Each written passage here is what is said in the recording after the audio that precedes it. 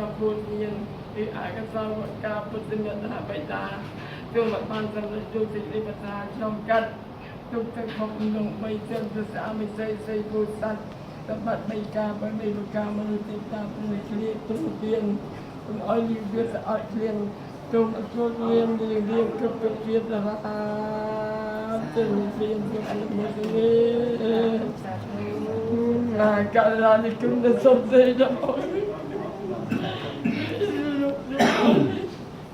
កំពុងតែក្រកំពុងតែក្រ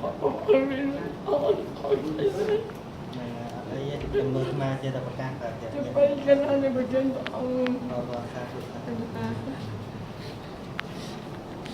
ចឹងសម្រាប់ចុះស្មាច្រើនគោលាប៉ុណ្ណឹងណាកណ្ដាលបន្ទូផង